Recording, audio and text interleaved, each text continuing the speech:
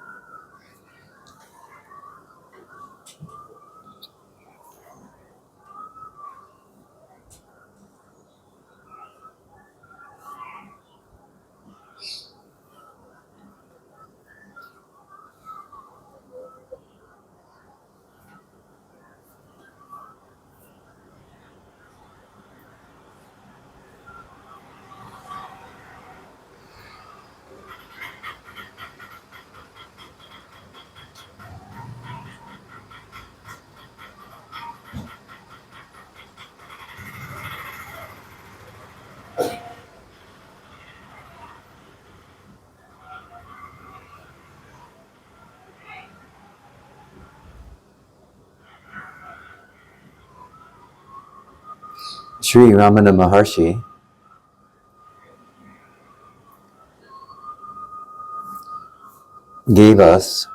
shared with us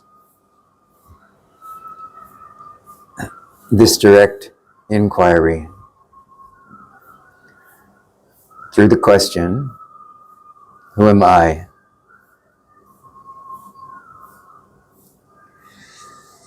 In doing this,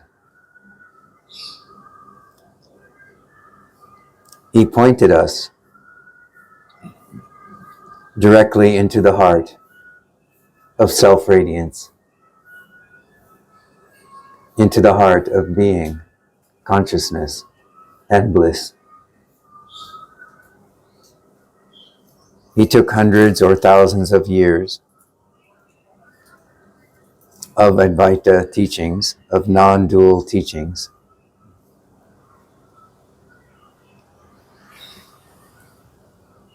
and shot them at us directly into our hearts through these three simple words.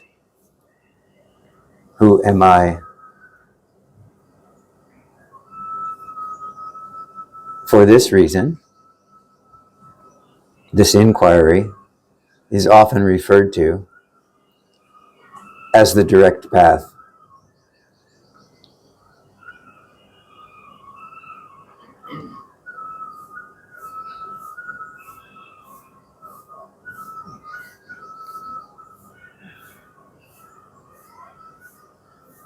But simplifying something doesn't always make it accessible to us on the first try.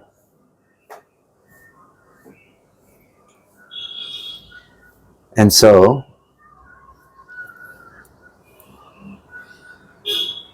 he reminded us to persistently and consistently ask, who or what am I? What is aware here?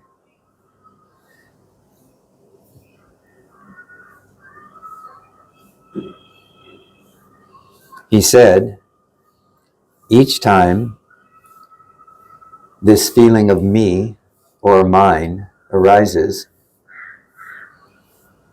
ask yourself, when I say me, when I feel this impulse to mine,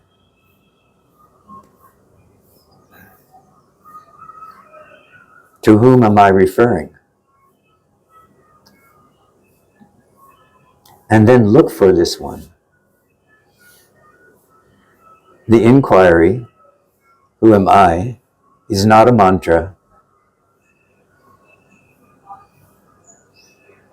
It's a pointer.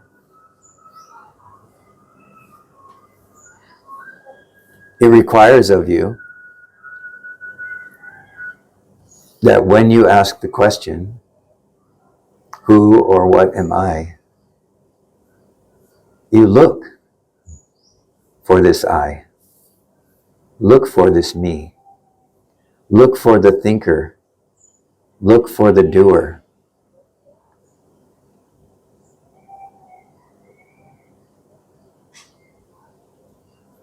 What do you see when you look?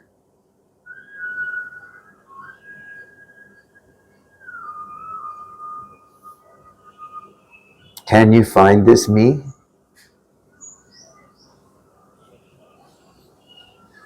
This mine?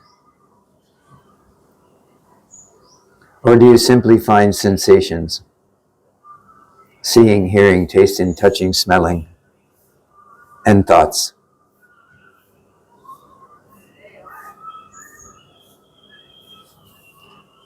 Do these sensations and these thoughts amount to a me or even to an I?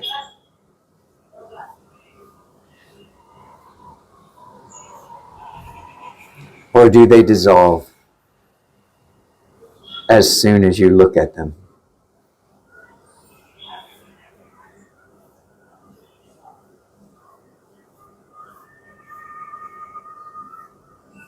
If they dissolve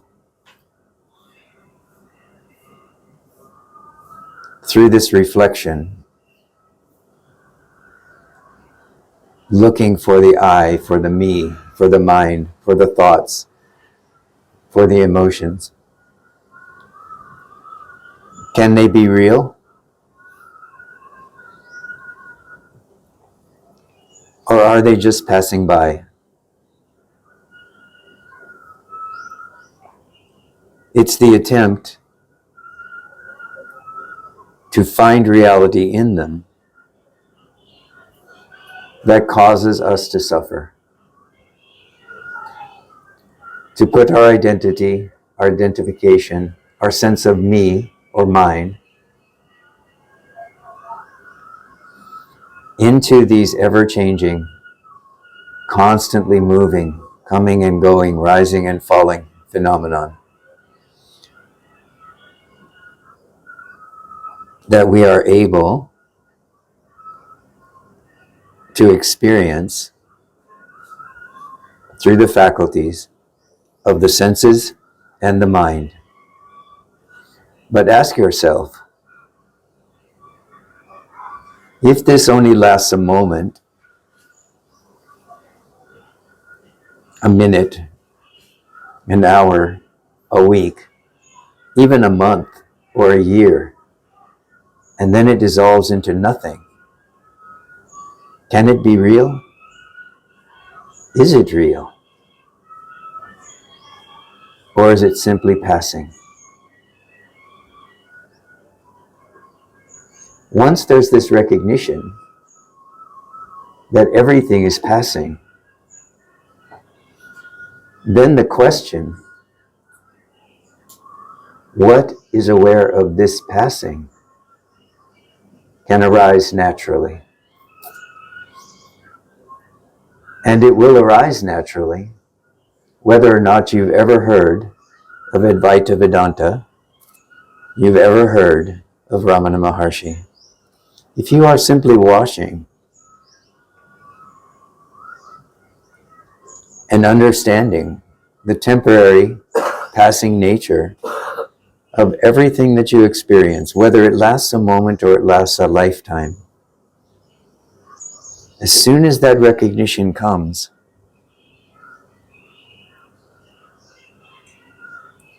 arising simultaneously with it is the inquiry. Well, then what is aware of this? Who is the meditator? Who is the observer? Who is the witness? Who am I? As soon as you recognize the temporary, impermanent, and passing nature of all phenomenon, You have no choice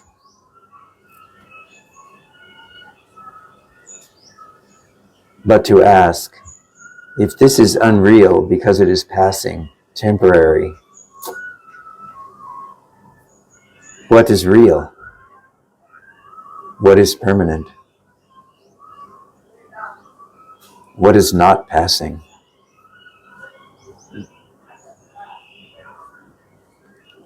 The moment this question, or any question like this, arises, there's a natural turning of the attention, which before this moment has always looked into the phenomenon, into the objects which are passing, coming and going, and looked for identity in that. This attention now quite naturally turns back toward that which is aware, that which is watching, that which is witnessing.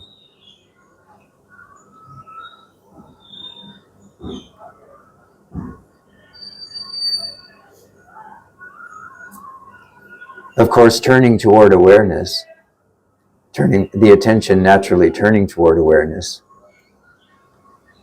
is not going to result in the recognition of awareness as an object. This is just the habit of the mind which uses attention to shine a light on objects to try to do the same thing with awareness.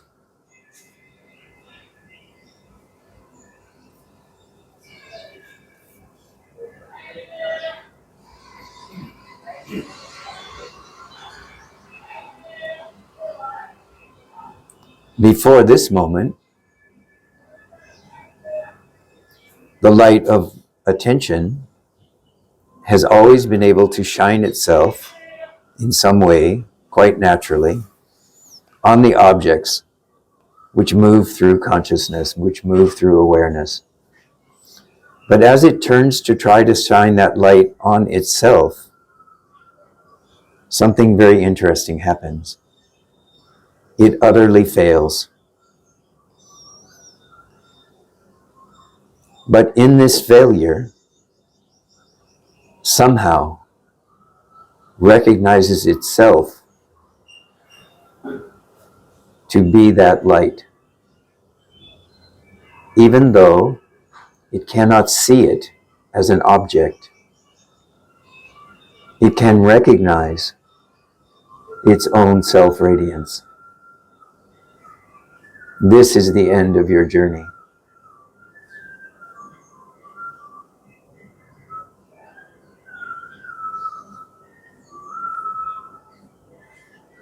For some, this comes as a blinding light, along with the recognition that I am. For many, this recognition comes as a peaceful and calm abiding, which is not distracted at any time by any object which passes through the light of attention and awareness. Now experience, which before seemed attractive enough to cause us to chase after experiences, seems pale, dull, in comparison to this self-radiance.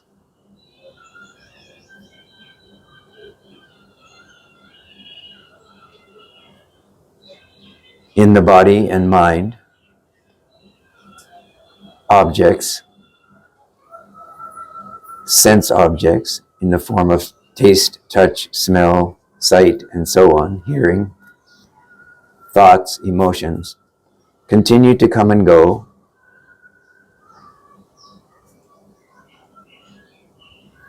for some period of time, but the light of your self-radiance is just more interesting.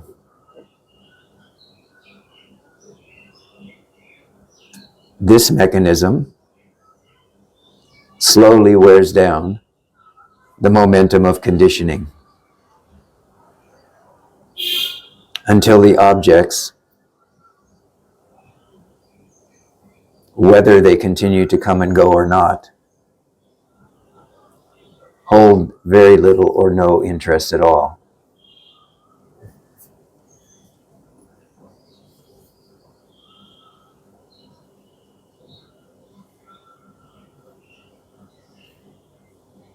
And the attention dissolves into self-radiance, blissful peace and calm, happiness. And all of this is recognized to have already been the case before the journey began. Now your past dissolves. Your interest in following objects into some imaginary being or person or future dissolves.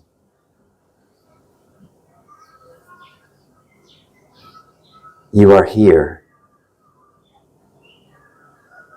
but for the first time. Truly here.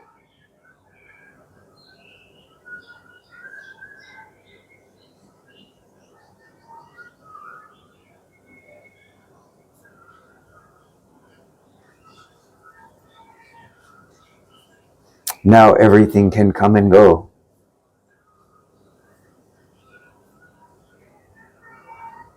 For you, there is only enjoyment.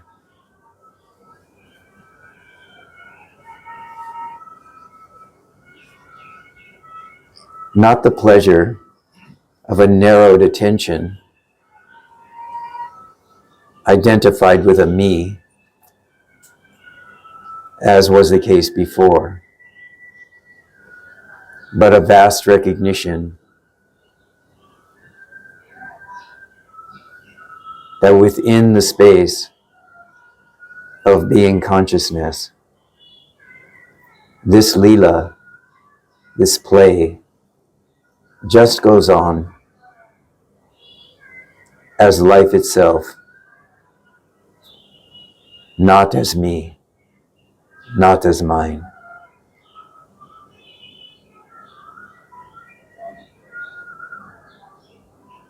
You are free.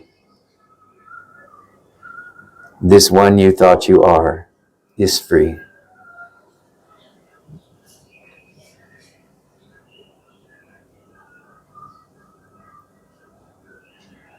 Now you have nothing to do, no one to be. You are just dancing. Whatever is here is recognized only to be yourself, not in the sense of me, remember, but in the sense of life itself. You are that. And the dance goes on.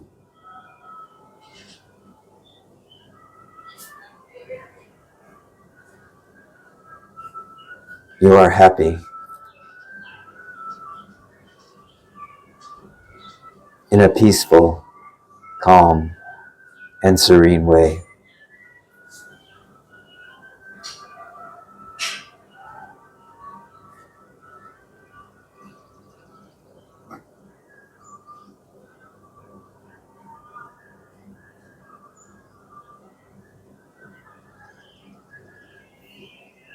You are simply the presence of self-radiance, realized as life itself.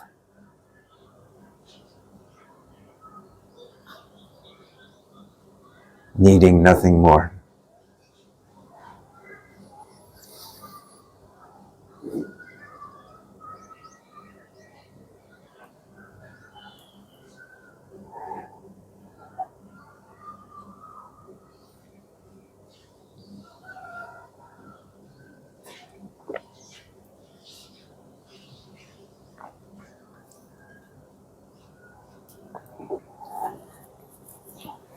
this description comes to you to point you toward the truth of your own being and your own nature. So now let's take a few minutes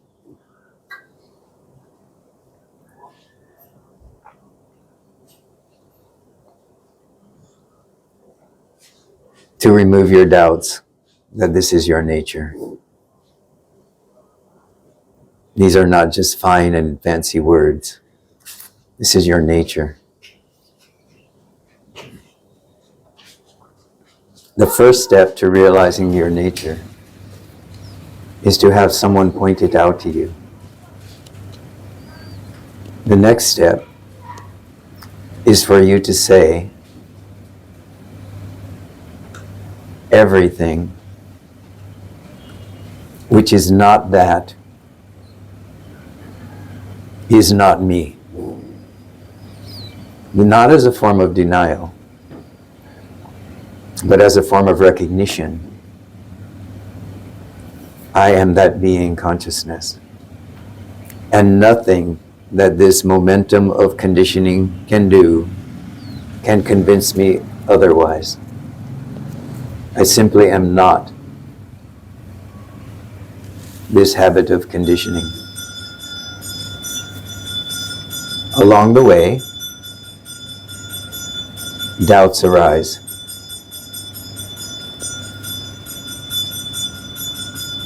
Let's remove them now. Don't wait. Know who you are here, now, in this moment. Don't wait for some time later when you will recognize self-radiance. I promise you that if you recognize self-radiance now, either your conditioning will just fall away completely, or it will keep showing up in bits and pieces for you to have the opportunity to understand you are not that. That is all that's going on.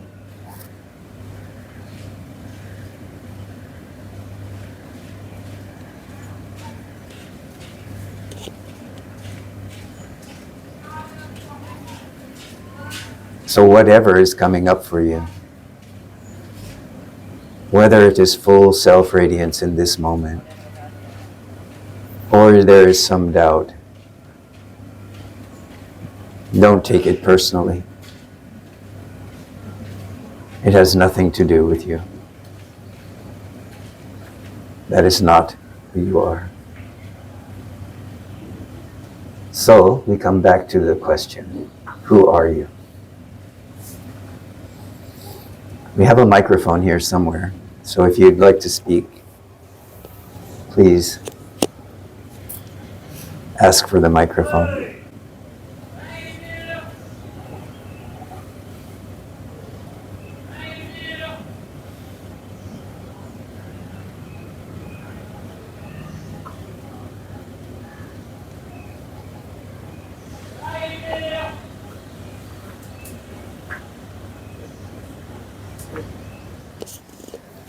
Namaste. Hello, namaste. You talk about turning attention toward the awareness, but then the attention itself dissolves into the light and radiance and essence. So is attention an aspect of mind? Correct. Yes. It's that aspect of mind that enables you to look over here and see something, and rather than just looking out and seeing diffused light. Yeah. So if we can look at each other, we are seeing attention focused into an object. We are seeing mind actually focused into an object. Every single being here, every mind body is a focal point of what we might refer to as big mind. Big mind has as its or attention, or rather awareness itself, has no characteristics which we can point to, right? That's what I've just said. You cannot point to something and say that is awareness. because it's vast and expansive and open. So in order to know itself, it must focus. And that focus is what generates the mind-body experience. Yes? So that attention becomes the vehicle for that which is vast, aware nothingness or emptiness, to become the particular and no longer be broad, unfocused, naked awareness without characteristics, now but rather be a point. So the mind then begins to know its true origin or nature as awareness, as like a subset or yes, that's one aspect. way of putting it. Absolutely, yes, yes.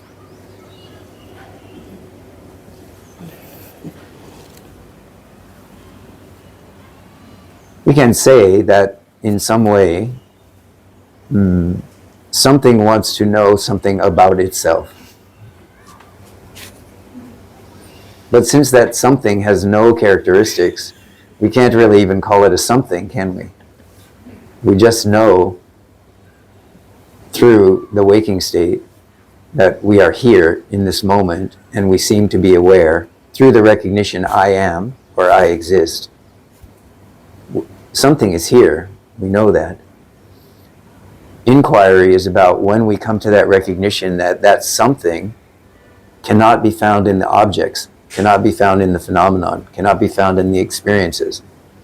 And then this question, who am I, naturally rises, and that begins the process of taking that attention, which has narrowed itself through the gateway of mind into the person, and causes it to begin to look back toward its source, back toward the heart, going back toward this vast,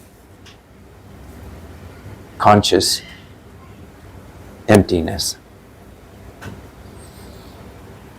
So this is how then the illusion of finite separation is because of the localization of consciousness, and when that localization is turned, like defocused, back toward awareness, then the sense of just separate individuality is the localization begins to dissolve, right? The localization begins to dissolve, and once it's recognized, there is nothing here but awareness itself, and the desire to make that an object, like all the other objects, is lost. The localization begins to break down. And this is the point at which the sages of Advaita have said, this is the point at which the granthi, or the knot, which connects the vast being consciousness to the localized, I am man, woman, blah, blah, blah, this is my life, is cut. And then the process of dissolving happens completely. So that one is here in the recognition, that which is aware is here now. But there's no need for the personal in that. I no longer need to identify that with something personal, with a male body, with a female body, with a town, a mountain, a country, a partner, a job. I don't need that identification. So now it's just allowed to dissolve, so that every moment of being is a moment of naked awareness. Things are still going on in that naked awareness, but now they are happening to no one, and in some way it's recognized that they are never really happening. They appear to be happening in this moment, but as soon as they are gone, there's no residue, there's nothing residual left, because there's no one clinging to them, no one trying to make an identity out of what's happening or out of any passing experience. So when there's no longer a residue, awareness is simply here, and the next object arises in that awareness, or nothing arises in that awareness. Either way, it's okay. Now there's peace, calm, freedom is there. You are that.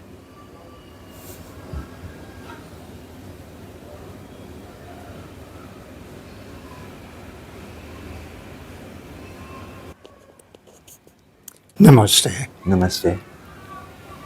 Everything that you've said is 100% true, and I've known this for a few years, but somehow nothing's happening. I'm still the same as I was 5, 10 years ago. Mm-hmm. What am I doing wrong? Holding the thought you're doing something wrong. Holding the thought? Holding the thought, I am doing something wrong. What am I doing wrong? You see, one of the things that's very clear in the teaching is not that you become someone else, but rather that you become more of who you are. What stops people from taking the final step is the recognition that nothing is happening, and rather than rejoicing that nothing is happening and that freedom is here, there's a very subtle fear that rises that amounts to, it might be slightly different for you, but it amounts to the belief on a very subtle level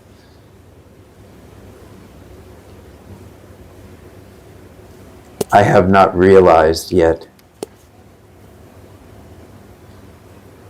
I have something more to do. But isn't bliss the end result of all this? First of all, define for me what does it mean to you if the final end result of this is bliss? Define that bliss for me. Well, we're talking about Sat-Chit Ananda. Yeah. So where's the Ananda?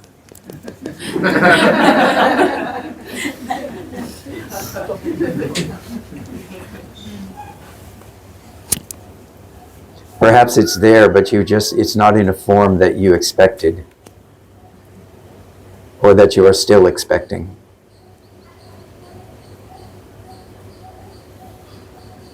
Okay.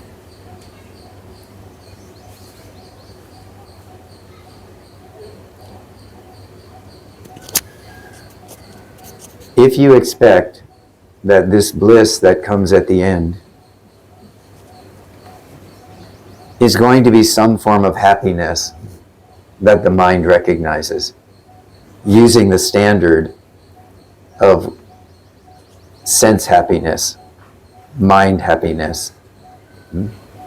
If that's your expectation, you largely will be disappointed. Because that which is here as Sat Chit Ananda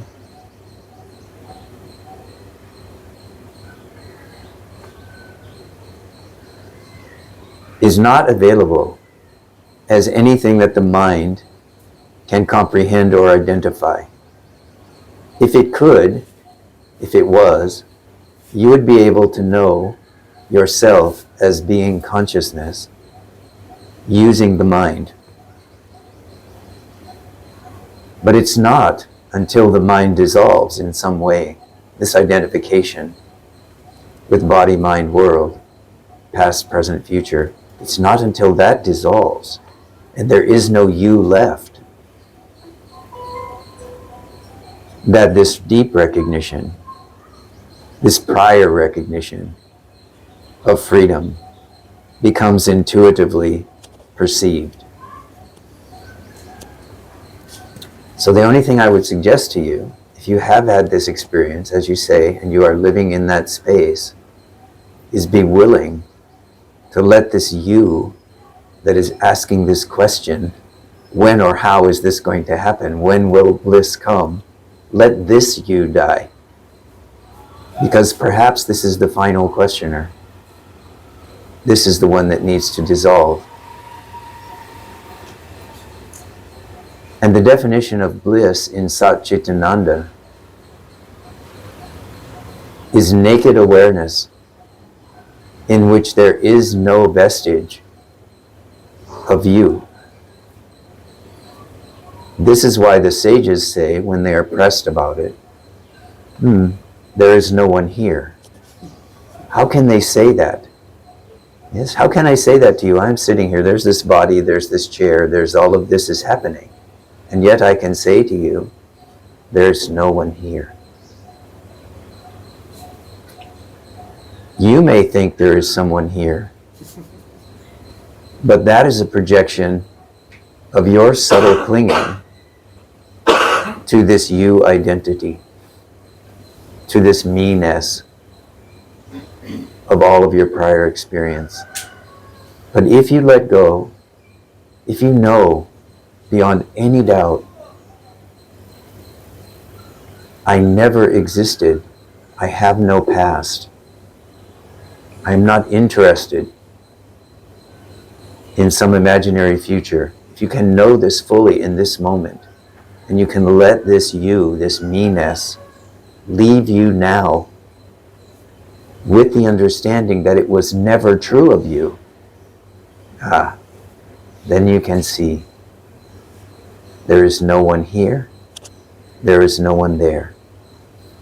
And yet, the self-radiance of being consciousness is here. This knowledge leads to what is referred to as bliss, but it is not what you think.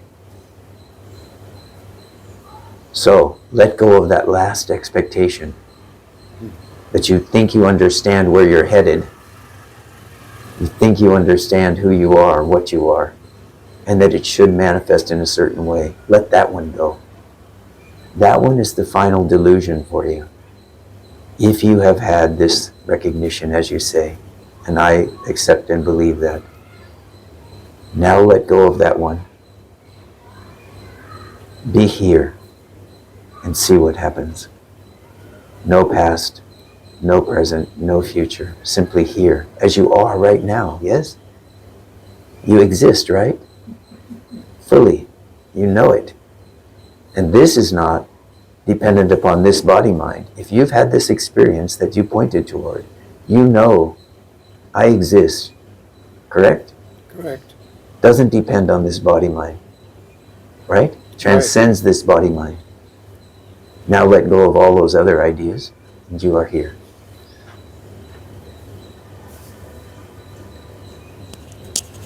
Just to clarify, you talked about how the mind dissolves. Could you say something more about that? So this is just a way of pointing to say that the mind dissolves, because this is something that intuitively, perceptively, we can experience the mind dissolving. But the truth of the matter is, mind is just a concept that we're using to try to discuss something that seems to provide focus, seems to provide locality for this body-mind. If we really look, mind is only composed of empty space through which some thoughts come and go. And we call those thoughts, or the chain of those thoughts, or the aggregation of those thoughts, mind. But if we look at the individual thoughts, we see that there is nothing there. Is that true? True. True. Nothing is there. Nothing is there.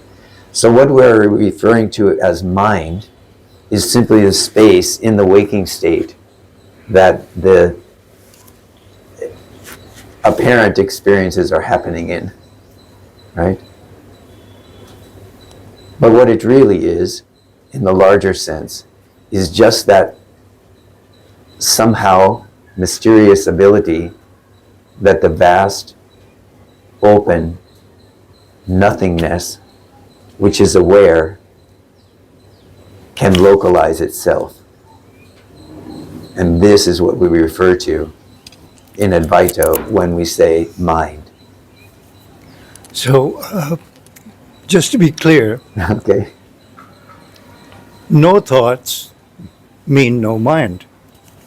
Yes. And when you're in a state of no thought, would that be considered the Ananda?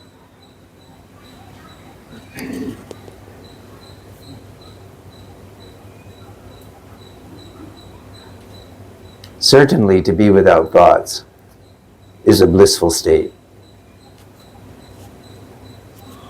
Which seems, But yeah. the moment that subtle me-ness or you-ness enters in and tries to define using the mind, that ananda possibility is actually lost through conceptualization. The bliss of ananda that I'm pointing toward is found in empty, naked awareness. Notice I didn't say it's found in emptiness, where nothing exists. Yeah? It's found in empty, alert awareness, which is the prior condition for all conceptual understanding. In order to be there, to come to this place, every concept needs to be let go of, dissolved, however you want to use that term, right? As soon as you require a definition, an understanding, let's say, as soon as the mind requires an understanding, you give the mind permission to veil over being consciousness in favor of some understanding that you imagine is going to happen for the mind, which will make it easier for you to make that last step. But that last step is a step off the cliff, right? The place where mind has to be left behind. The thing that isn't understood by mind is that when you step off the cliff, there's no bottom. There's no danger. You are in space. You are free in space. Your home becomes space. No boundaries, but also no supports. Can you do it?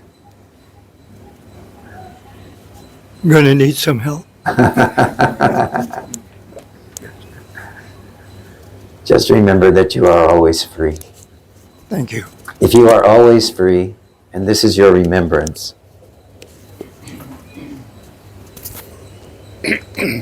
then if some doubt or some conceptual veiling comes up,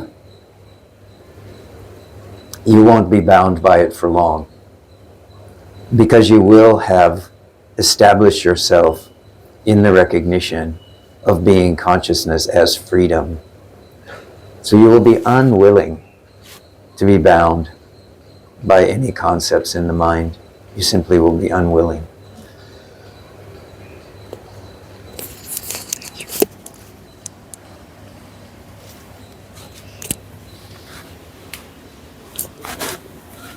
Hello. Namaste. Namaste.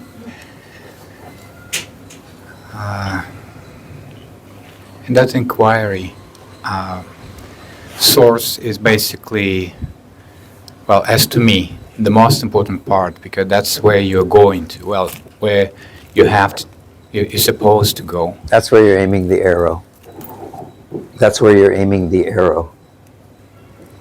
That was actually my question, because every time I think about this, I feel like that's my mind is coming up with a concept of that source. Yes. And then I'm trying to get to that Yes. concept. Yes.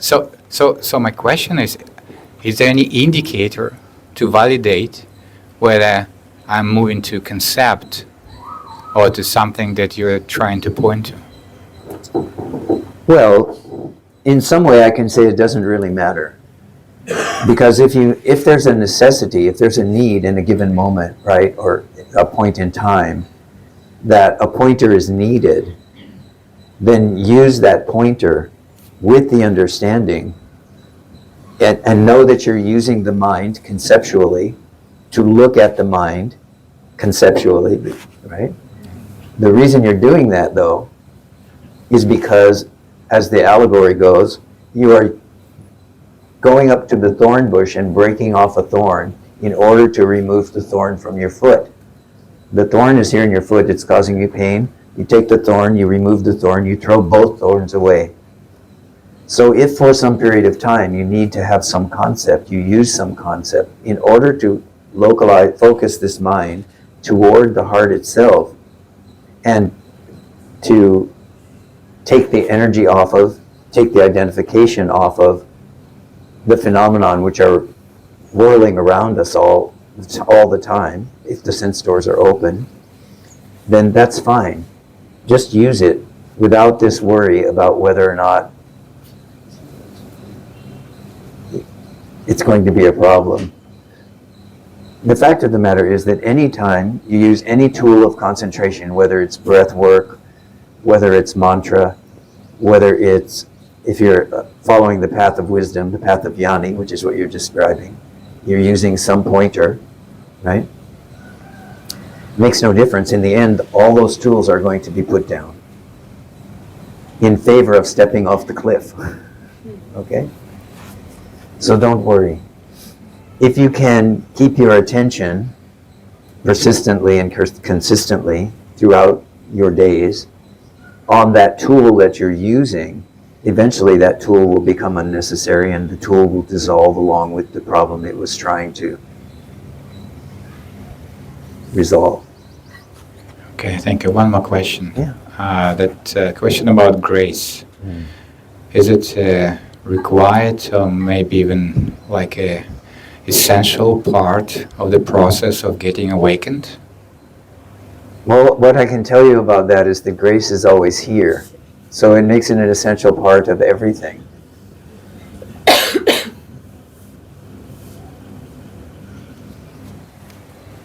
Thank you.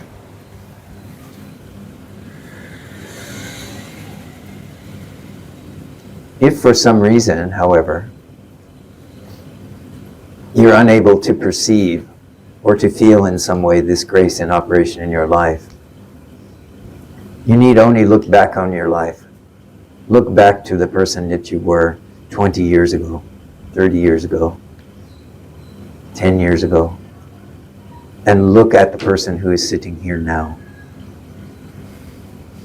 And ask yourself, how did this happen?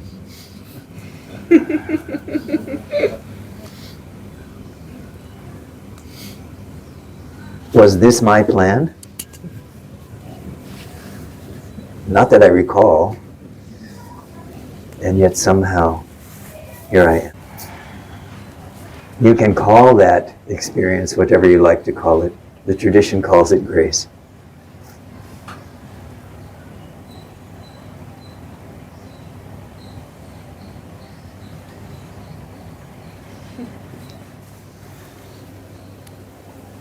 There's a famous saying in Advaita, you know, that which you are seeking is seeking you. I think maybe even this was from Kabir or somebody, I don't remember. Rumi? Yeah, Rumi, somebody. Yeah. So, you know, understand the meaning of that. That's a very clear pointer, but the understanding of it is that, you know, as soon as you let go of this agency in your own life, that I am the one who is doing this, and understand that even to be here in this moment required, there was a necessity for this grace, for you to be here now, whether you feel it or not. For you to have come to this moment, it has been here, it has been operating for you. Whatever that mysterious something is, we don't know.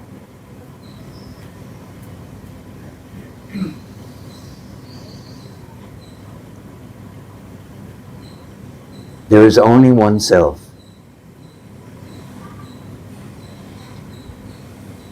That one self,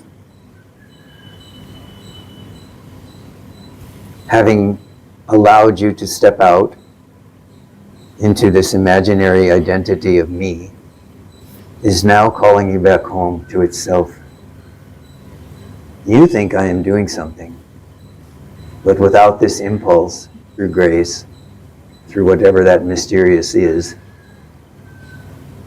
now calling you back. The sages have said that if there is some purpose to life, it is that, to step into this personal identity, sometimes for lifetime after lifetime after lifetime after lifetime, through thousands of lifetimes, until there's a recognition that comes deep in the heart. It's time to go home.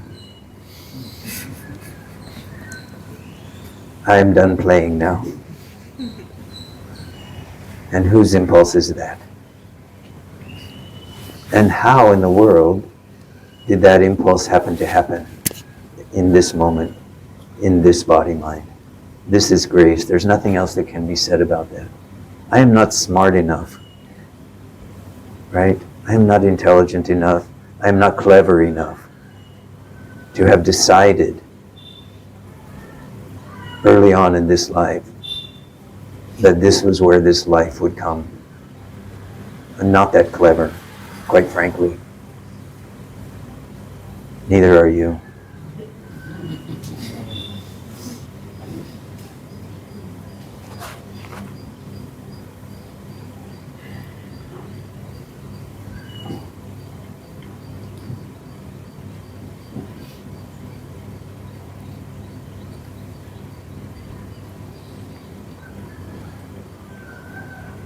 Because I understand this, I can say to you, you've done what needed to be done.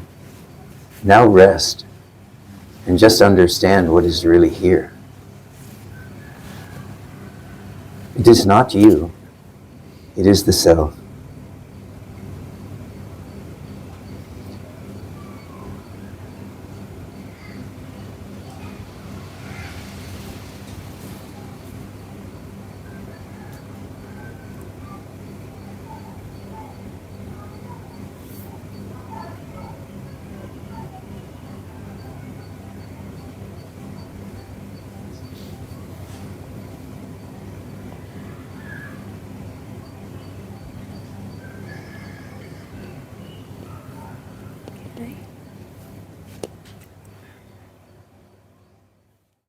Namaste. Namaste. I am excited, so I'll try to do my best. Hold the microphone close to you because you have a very soft voice. Yes. So I wanted to ask about the soul. So the history of all the past souls, is it like only the satya in it stays, or I mean, is the soul is like the ego, is it takes the I amness from consciousness and from like the subtle body as well? Or like, because a lot of therapies are combining the soul, like psychosomatic aspects of the body that comes from the soul. Is it trying to understand my question? Basically, Me too.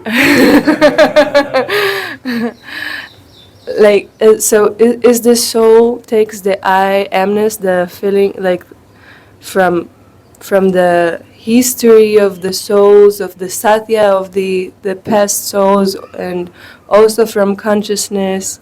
What is the soul? So complicated. That was going to be my question for you. You are describing something that I want you to tell me what the definition of it is. What is the soul to you, as you understand it? This is not, I'm not trying to trick you. What do you understand the soul to be?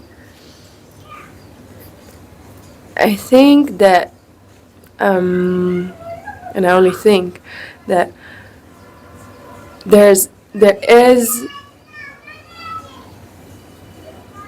ultimate truth inside of it, in this body, but also there's like history of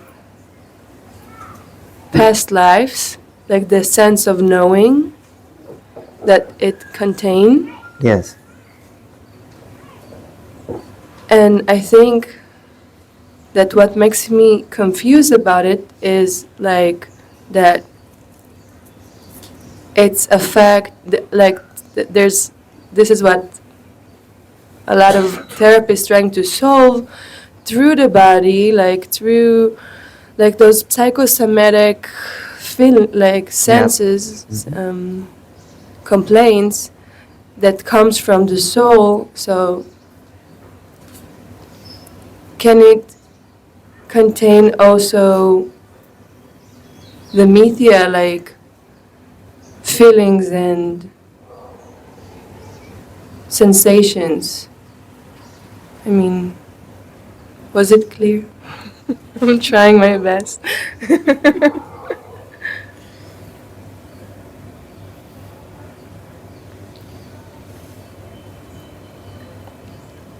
All of this effort that you're making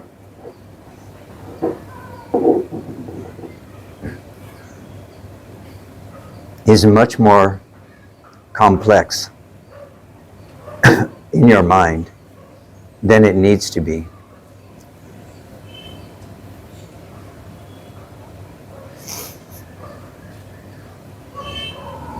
Even if you answer in your mind all of these questions that you have through psychology, through psychosomatic body work, through all of these venues, all of these avenues, even if you solve all of that, you will not solve the question, who am I?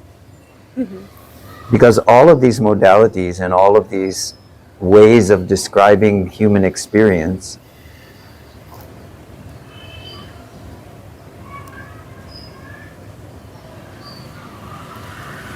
have as a foundation for on which that structure of that therapy or that understanding is built, the assumption that the I, in terms of the body, mind, spirit complex, is real. So they are saying, you need this therapy, you need that therapy, you need to understand this. If you understand that, if you understand the soul, if you understand, if you keep going, you understand this, this, and this with the mind, that somehow you will understand who you are. This journey can take you a lifetime or many lifetimes to try to understand who you are through the mind and through all the different modalities that have been possible in the past, are possible now, and will be possible in the future. If you never ask the fundamental question, but who is this I? Who is this one who thinks that she needs to know something, or needs to understand something, or needs to solve some riddle around destiny, soul, and all of this? If you never ask that question, you actually won't get to the root that all of those modalities are trying to get you to, which is to understand who you are. That's all they're there for. The question is, do you need to understand something about mind, body, soul, reincarnation, awakening, enlightenment, psychosomatic, body somatic experiences? Do you need to know all of that in order to realize who you are? I suggest to you, you don't.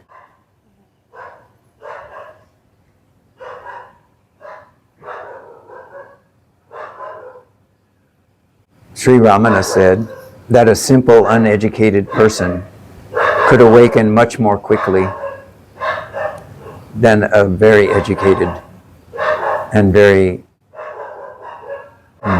mind-oriented person.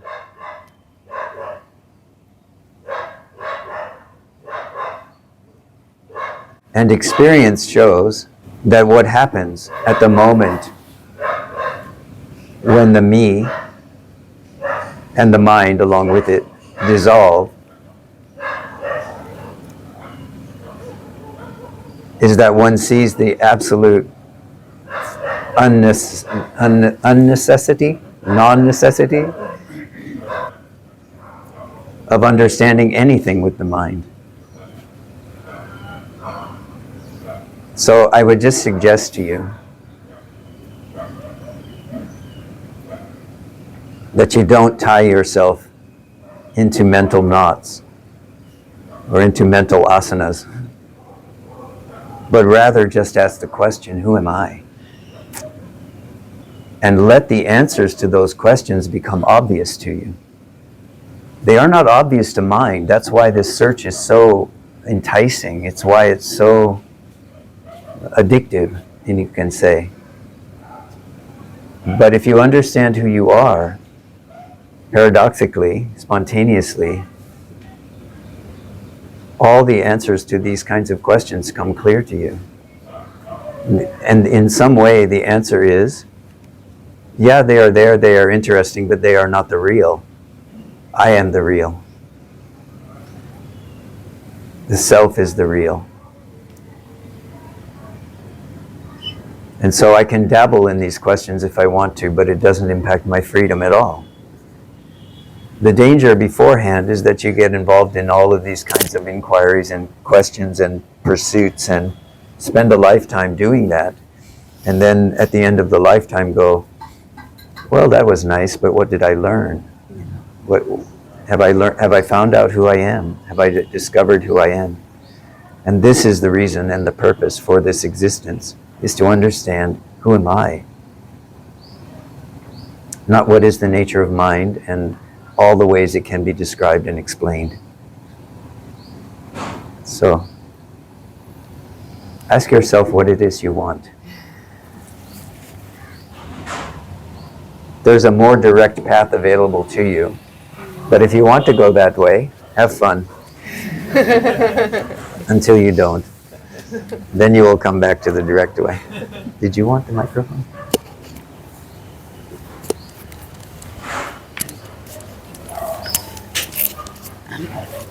Hi. Hi. Hello. Just settle for a moment. Yeah.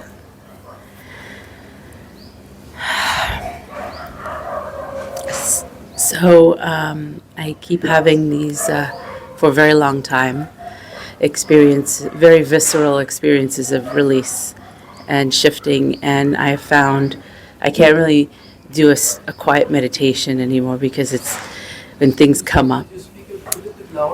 Yeah. I can hear you because you're right here, but they can't hear you unless you really... But I'm right on it. I Okay. don't want to touch it. Oh yeah, don't touch it. So I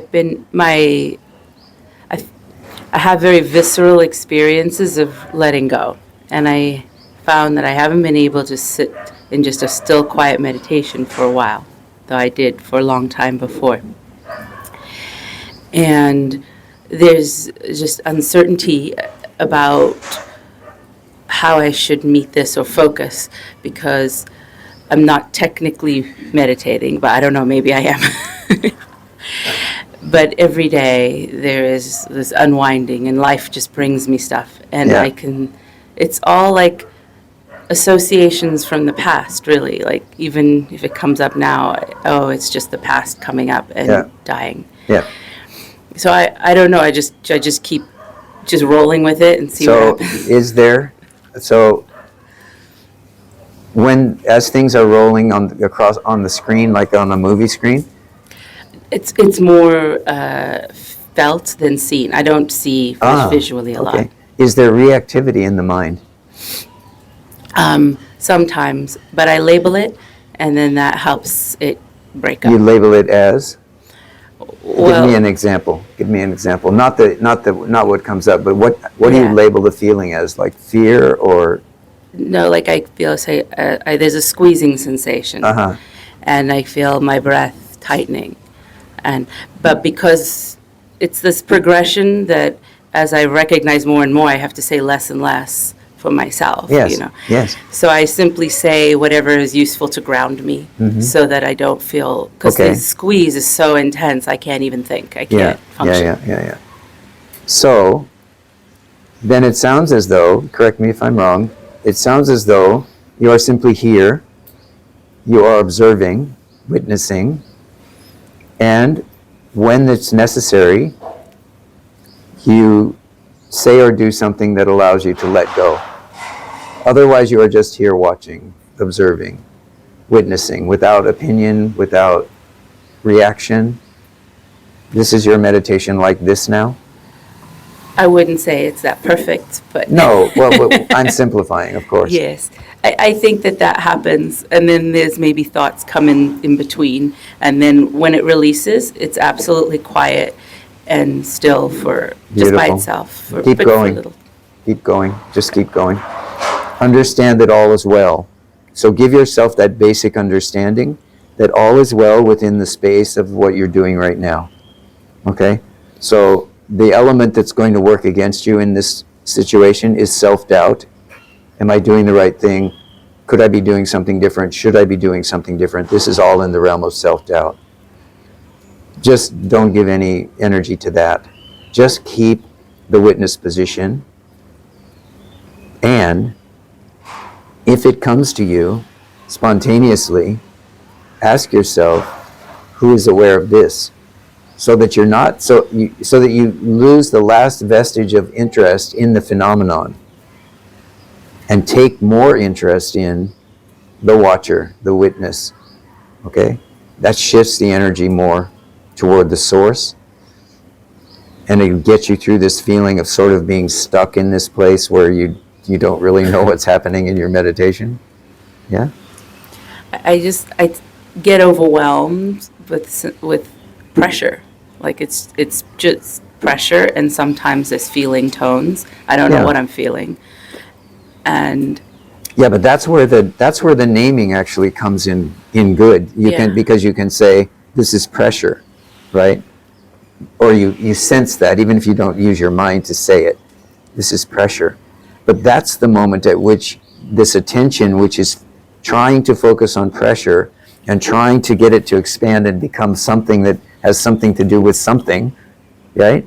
well, I focus on mostly just allowing it to be taken instead of me doing anything.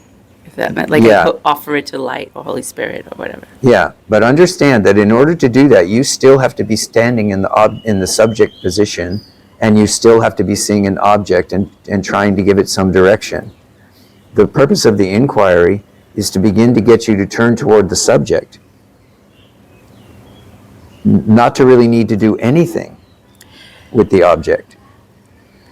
It just, I hear you. It's just the intensity is so much. Sometimes I can't really. But who knows that? This is what you're not asking. Uh-huh. It doesn't matter whether there's low intensity or high intensity. Who knows that? Okay. Now, it feels like what you're saying is that this is not something you've experienced, so it's not really something that makes a lot of sense to you. Right? I don't know. I don't know if I understand what you're asking. What you just said. So, 2.5 weeks ago, Okay. I was knocked off my motorbike by a pair of fighting monkeys. Okay? One of the consequences of that is I had 25 staples in my arm. I had my elbow opened up. I was in the hospital for a couple of days. I had pins and wires and so on put in. And the consequence of that is 2 or 3 weeks of quite intense difficulty and pain. Okay? I have two choices, same two choices you have. Do I spend my time, to a certain degree I have to because it's medical, so there's things that have to be done, right? But do I spend my time contemplating this pain, this surgery, the next surgery that's to come, blah, blah, blah, all of that? Or do I look for the witness of all of this? Do I establish an identity in the one who was knocked off the bike and now has all this pain and swelling and bruising and blah, blah, blah? Or do I remain in the identity as being consciousness? I think that there's this gradual shifting towards Yes. just seeing Yes. more, Yes. just as seeing. Yes. But the languaging hasn't really organized itself because Yeah. I haven't come to it through this way of talking. Yes. It's Very kind good. of been organic. Very good. Very good. So this is the first step in that.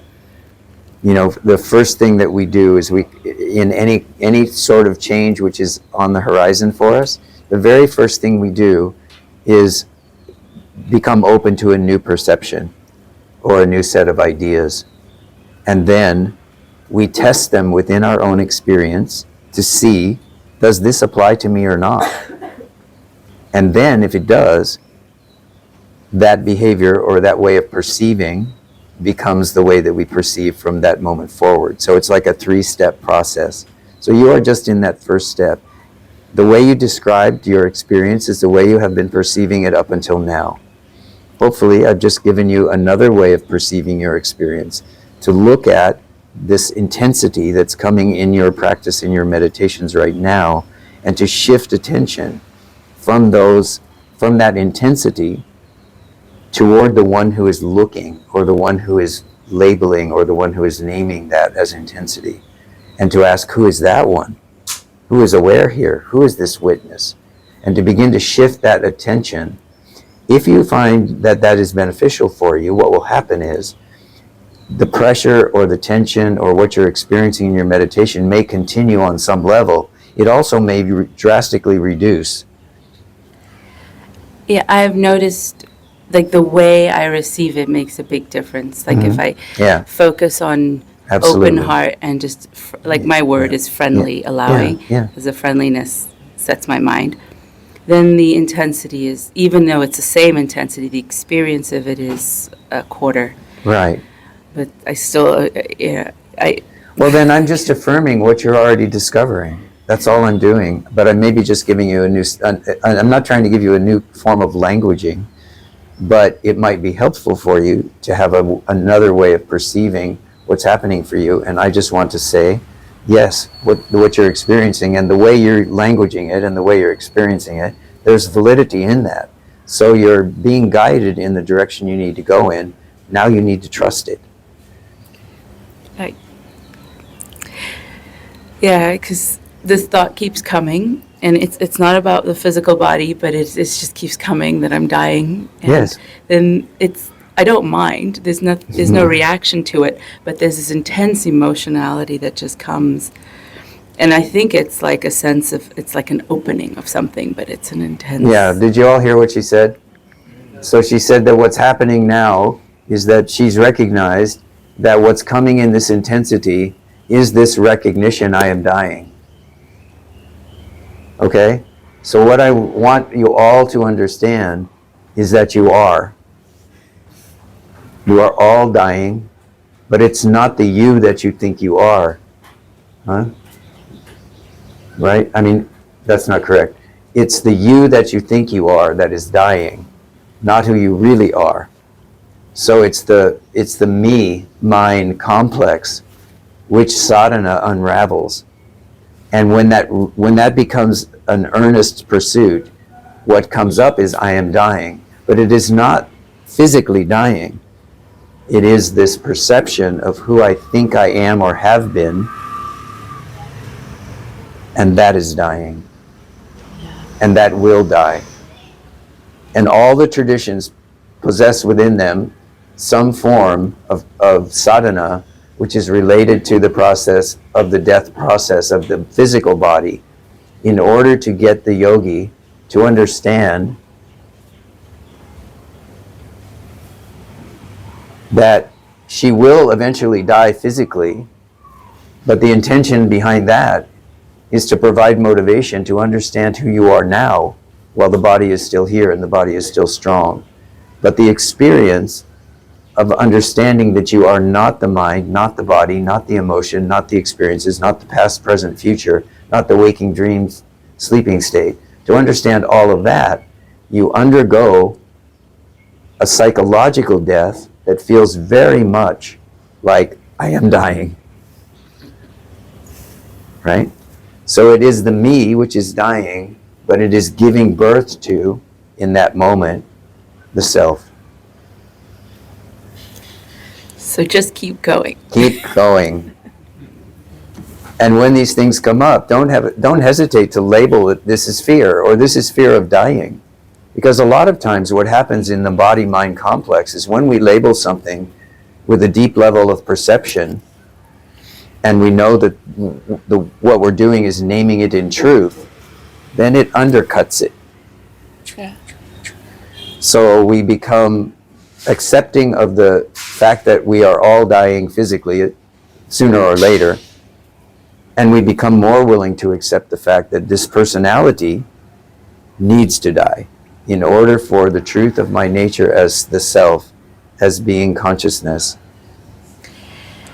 It doesn't even seem like it's a personality that's dying, but rather just all these identifications. And I know they form a personality, but I don't recognize them as. I just see them as stories and ideas. Yeah. So whether it happens on an individual story and idea basis or on the level of this is how I construct my personality, doesn't matter.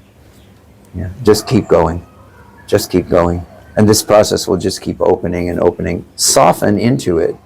Right? I mean, that's part of what we do when we're working with fear, is we have to be really clear that the best way to work with fear is to soften, not to resist, to push, to try to run away from, to try to get it to go, but rather to soften and open and say to whatever demon is here, yes, please come sit right here on this knee.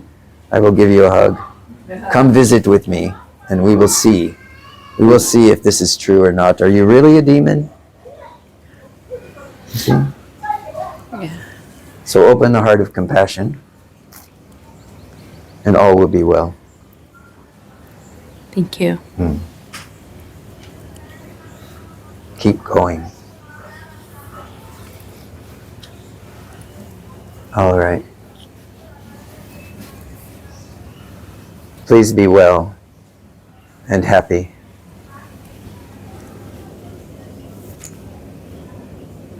Know that you are the self, being, consciousness, and bliss. Everything that is comes from your self-illumination. Hari Om Tat Sat.